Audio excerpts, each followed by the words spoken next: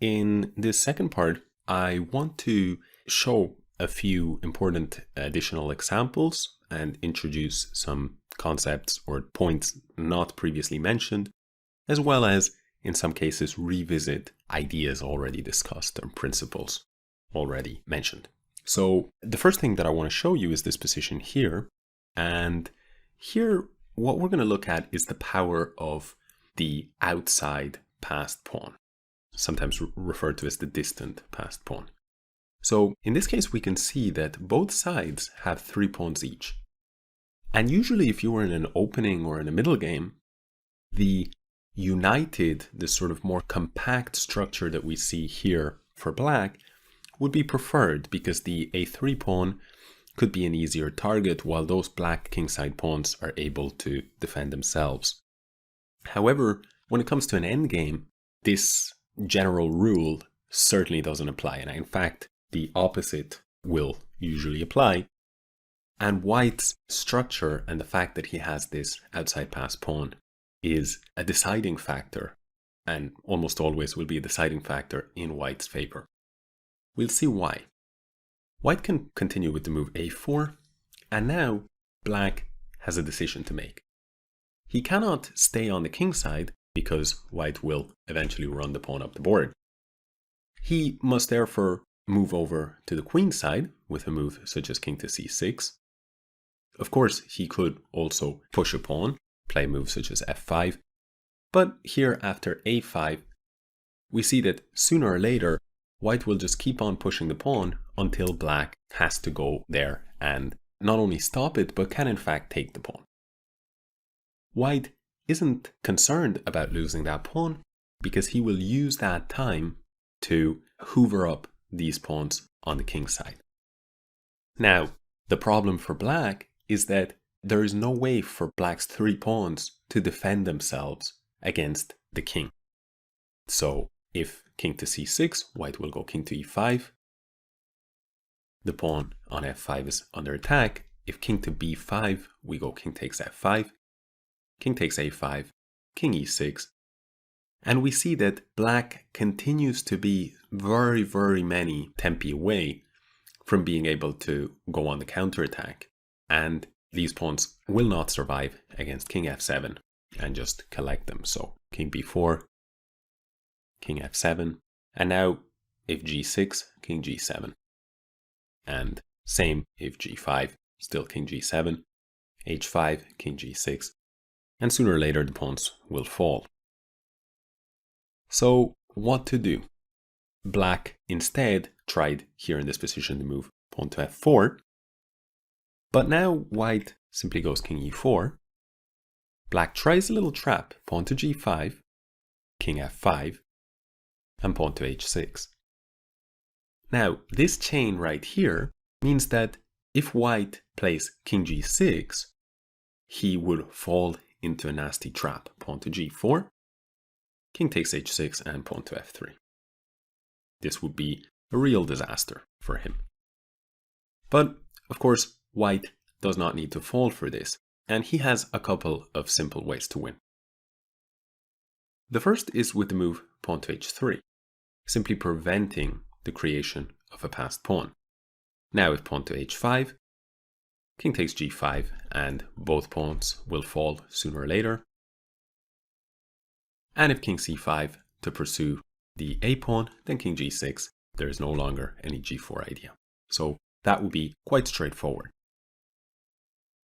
So therefore, after h6, h3, black can simply resign. But one additional way of winning worth knowing about is this move pawn to h4. White is absolutely fine offering black one of his pawns. The only thing that matters for white is to keep at least one pawn. Now, if black goes king c5, we will simply capture, king takes, and then win this pawn, and black's king will not get there in time to stop the g-pawn from promoting. So therefore, after this, the game is just over because black can play instead g takes h4, but king takes f4, king c5, king g4, king b5, king takes h4, and the h-pawn will be collected and the g-pawn will be marched up the board. So this is a very important detail to be aware of, a very important general principle, which is that in King and Pawn Endgames, the outside passed pawn often decides in favor of the side that has that passed pawn. So it's easy to make this mistake because sometimes in the opening or in the middle game you will hear that such isolated pawns like this on their own are a liability. But in an endgame, the rules change and it's almost always an asset. So that is the first thing that I wanted to show you. The second thing that I'm going to show you now, if we look at the next position. So here is the position, and it's pretty much entirely symmetrical, right? So what we need to know is, of course, it's a draw, right? Even if it's white to move, king g2, king g7, king f3, notice that activation of the kings, king f6, king e4, king e6, king d4, king d6, and we have almost a mirror position, so this is a quite straightforward draw. However, if we shift the placement of the white pawns or the placement of the black pawns forward, like so, black simply allows this kind of advance of all of the white pawns, thinking, well, what does it matter? 3 versus 3, no problem. This would be a huge mistake. If white, for instance, plays the move pawn to c6, then after pawn takes, we see that there is no breakthrough. And actually, in this specific position, white would have to worry about the black king collecting those pawns and in fact white losing. However, what I want to show you is that in this position, there is a very important way to break through the black structure. So if you're not too sure about this and you want to challenge, feel free to pause the video and have a little think about how you might win this from the white side. Okay, so I'll show you now. The idea is pawn to b6. And the point here is that black must capture with either the a pawn or the c pawn. And if he now captures with the c pawn, then the white c pawn is very, very close to being able to run and become a queen. However, the problem is if he plays c6 immediately, black will play b takes c6. But here we have this well-known motif. White plays a6. Now if pawn takes c5, then pawn takes b7, and we will have a queen. And if b takes a6 instead, then c6, and once again, the king is too far away. In fact, white has paid quite a heavy price in order to create the passed pawn. He has had to give up 2 pawns, the a and the b pawn, and has had to actually give black 2 passed pawns for just 1 passed pawn for him. But in this case, that is a very, very small price to pay because the very advanced nature of the pawns, the white pawns in the starting position right here, means that white can afford to do that because, of course, once he promotes, the pawns will be hoovered up very fast indeed. So therefore, yes, this idea b6 is just crushing. If black plays a takes b6, well, same again. Pawn goes to c6. It's the same principle, the same idea. B takes c6, a6, and once again, promotion is inevitable.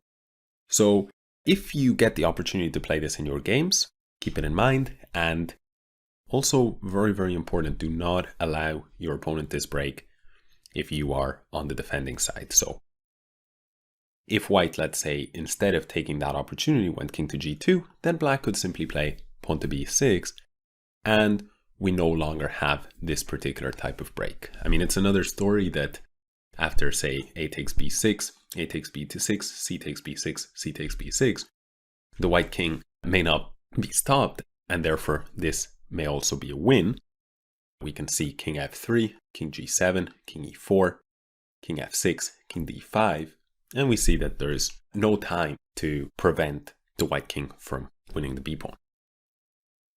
But this is not the main focus. Instead, it's this idea of b6 with unavoidably creating a passed pawn is what I really want you guys to focus on and commit to memory. So that is number 2. And now we'll move on to a third very, very important rule in this case, and that is the rule of the square. Okay, so we'll see what I mean by that in the next example. So here we are, and we're playing white. And of course, the big question is, can we stop that pawn from promoting? And if we can, if we get there in time, it will be a draw. And if not, it won't. Now, how do you figure it out very, very quickly whether or not this is a draw? So one way to figure this out very kind of primitively would be to just say in your head, well, I will go maybe to f4, he will push to a5, then I'll go to e3, he'll push to a4, then I'll go to d3, he'll push to a3, and so on, right? And if you do this, you'll actually notice after c3, he gets to a2 and b2. So if you do that, I go here, he goes there, dance in your mind, well, it turns out that you can get the solution. But it's not very efficient. There is a much more efficient way of figuring out the answer, and that is by applying the rule of the square. So, well, what is the rule of the square? Well, in this case, black has a pawn here. And now if we draw a square from the point where the pawn is at, all the way to the promotion square, and then we take the other side or the other corners of the square like this, we see that it's definitely a square, right? One way that I actually like to do this, which I find easier, is to just diagonally drop to whatever square you hit, and then you immediately have 2 of the corners of the square. But whatever your preference doesn't matter. The important point is that we see here that we can draw this square, and the rule is that in this case, if it's white to play and he can step onto the square, he can enter the square, right? So king f4, king f5, king f6 will go into the square, then he is in time to catch the pawn.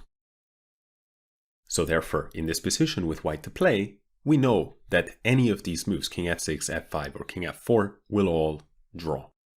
Notice after, say, king f6, which would be quite unintuitive, black will go a5, and now the square has changed, right? This is the square, king e5, he's back into the square. a4, once again, this is the square, king d4. So the rule always holds. However, if instead of this position we said that white began with his king on h5, then we know that even if it's white to move, he is not in time to catch the pawn. So king goes to, say, g4, pawn to a5, king goes to f3, pawn a4, king e3, pawn a3, king d2, pawn a2. And unsurprisingly, we are one move away. We can get to c2, but if we could only get to b2, it would be a draw. Of course, the reason that should not surprise us is because king g4, this is where we would have to be in order to be in the square, and after a5, we can get to one of those points, but of course, the square has changed. So we're just always one tempo behind.